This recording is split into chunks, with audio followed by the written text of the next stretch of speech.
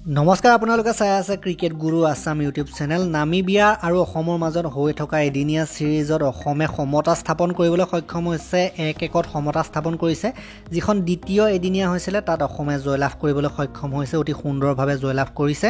অসমৰ যুৱ bowler Ayushman মালাকাৰে 6টাকৈ wicket দখল কৰি এই খেলখনত মেন অফ দ্য মেচৰ পুৰস্কাৰ লাভ কৰিবলৈ সক্ষম হয় আৰু সেই যিটো স্পেল আছিলে বলিং স্পেল, সেইটোৱে সাধাৰণতে অসমক খেলখনত জয়লাভ কৰাত অৱদান দিলে। নামিবিয়াৰ টীমটোৱে প্ৰথম বেটিং কৰি 179 ৰানৰহে টাৰ্গেট দিবলৈ সক্ষম হৈছিলে। 178 ৰানত তেওঁলোক অল উইকেট হৈ গৈছিলে আৰু তাৰ আঁৰত আছে আয়ুষ্মান মালাকাৰৰ বলিং। তেখেতে 6টাকৈ উইকেট দখল কৰিছিলে কেৱল মাত্ৰ 21 ৰান দি, গতিকে বিধ্বংসী বলিং বুলি ক'ব লাগিব এক প্ৰকাৰে।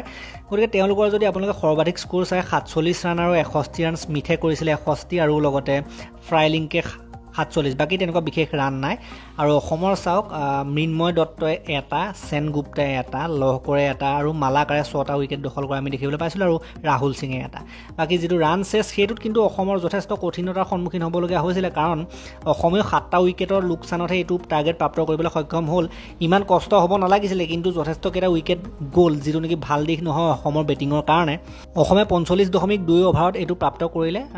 প্ৰথমতে আপোনালোকে চাওক ঋষভ দাসে 33, মুছাৰাফে 1 ৰান, ঘাডিগাঁও কৰে 36, অধিনায়ক ডেনিছ দাস 8, ৰয় 43, সাহিল জৈনে 32, সেনগুপ্তা 3, মালাকাৰ 7, এনেকুৱা ধৰণৰ স্ক'ৰ আমি দেখিবলৈ পাইছিলোঁ। গতিকে বেটিঙৰ ফালৰ পৰা এতিয়াও কিন্তু অসমৰ টীমটো মজবুত হ'ব পৰা নাই, কাৰণ ৰিয়ান পৰাগৰ অনুপস্থিতিটো কিন্তু এতিয়াও দেখিবলৈ পোৱা গৈছে।